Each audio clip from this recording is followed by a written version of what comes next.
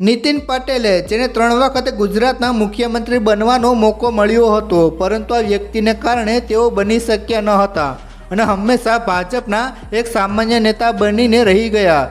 જ્યારે ભૂપેન્દ્ર પટેલને મુખ્યમંત્રી બનાવવામાં આવ્યા ત્યારે નીતિન પટેલને આ પદેથી હટાવવામાં આવ્યા હતા, જેનું તેમને ખૂબ જ દુઃખ થયું હતું। જોકે તેઓ અવારનવાર ચર્ચામાં રહે છે, પરંતુ રાજકારણમાં જેવું જોઈએ એવું સ્થાન પ્રાપ્ત કરી શક્યા નથી। મિત્રો, શું હશે આ પાછળનું કારણ અને નીતિન પટેલ તથા ભૂપેન્દ્ર પટેલ વચ્ચે શું સંબંધ છે અને હાલ તેના પત્ની શું કરે છે, તમે પણ જાણવા માગો છો ને? તો ધ્યાનથી આ વિડીયો અંત સુધી જરૂર જુઓ। શરૂઆત કરીએ તે પહેલાં એક લાઈક જરૂર કરજો। મિત્રો, નીતિનભાઈ પટેલ, જેમનું પૂરું નામ નીતિન કુમાર રતિભાઈ પટેલ છે, તેમનો જન્મ 20 જૂન 1956ના રોજ ગુજરાતના મહેસાણા જિલ્લાના કડી ગામમાં થયો હતો। તેમનો રાજકીય પ્રવાસ સરળ ન હતો, પરંતુ તેમની ધીરજ અને સમર્પણ તેમને આ સ્થાન સુધી લાવ્યા છે। નીતિનભાઈએ તેમના રાજકીય જીવનની શરૂઆત ગ્રાસરૂટ લેવલથી કરી હતી। વર્ષ 1970ના દાયકામાં તેઓ કડી નગરપાલિકાના પ્રમુખ તરીકે ચૂંટાયા હતા, જે તેમના જાહેર જીવનનો પાયો બન્યો। આ અનુભવે તેમને જમીની સ્તરની સમસ્યાઓ અને લોકોની જરૂરિયાતોને સમજવામાં મદદ કરી। વર્ષ 1990માં નીતિનભાઈ પટેલે સૌપ્રથમવાર ગુજરાત વિધાનસભામાં ધારાસભ્ય તરીકે ચૂંટાયા। ત્યારથી તેમણે સતત કડી વિધાનસભા બેઠકનું પ્રતિનિધિત્વ કર્યું છે, જે તેમની લોકપ્રિયતા અને તેમના મત વિસ્તાર પરની પકડ દર્શાવે છે। ગુજરાત સરકારમાં નીતિનભાઈએ અનેક મહત્વપૂર્ણ મંત્રાલયોની જવાબદારી સંભાળી છે। તેઓ આરોગ્ય મંત્રી, નાણામંત્રી, માર્ગ અને મકાન મંત્રી અને શહેરી વિકાસ મંત્રી જેવા અનેક અગત્યના ખાતાઓ સંભાળી ચૂક્યા છે। નાયબ મુખ્યમંત્રી તરીકે પણ તેમની ભૂમિકા ખૂબ જ મહત્વની રહી છે।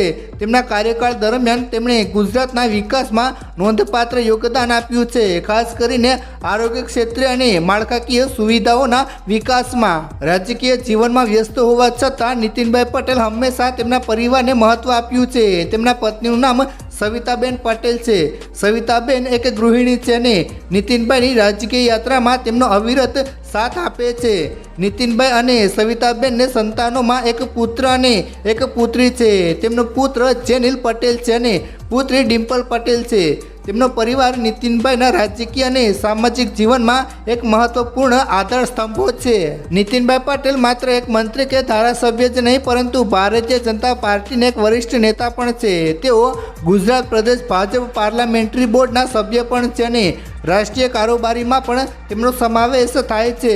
પક્ષના મહત્વપૂર્ણ નિર્ણયોમાં તેમની સલાહ અને અનુભવ હંમેશા મૂલ્ય રહ્યું છે। તાજેતરમાં પણ તેઓ વિવિધ પેટા ચૂંટણીઓમાં ભાજપ સ્ટાફ પ્રચાર તરીકે સક્રિય જોવા મળ્યા છે, જે દર્શાવે છે કે પક્ષમાં તેમનું મહત્વ હજુ પણ અકબંધ છે।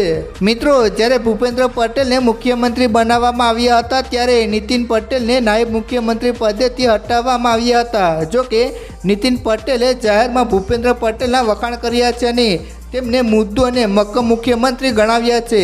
તેમણે એવું પણ કહ્યું છે કે ભૂપેન્દ્ર પટેલને કોઈ ગુસ્સો અપાવે તો હું તેમને ઇનામ આપીશ, જે દર્શાવે છે કે તેમના વચ્ચે રાજકીય સ્તરે સારો સુમેળ છે। નીતિન પટેલનું રાજકીય જીવન ગુજરાતના વિકાસ અને ભાજપના ઉત્થાન સાથે ગાઢ રીતે જોડાયેલું છે। તેમની ધીરજ, અનુભવ અને પક્ષ પ્રત્યેની નિષ્ઠા તેમને ગુજરાતના રાજકારણમાં એક અનોખું સ્થાન અપાવે છે। આગામી સમયમાં પણ નીતિનભાઈ ગુજરાતના રાજકારણમાં એક મહત્વપૂર્ણ ભૂમિકા ભજવતા રહેશે તેવી અપેક્ષા રાખી શકાય છે।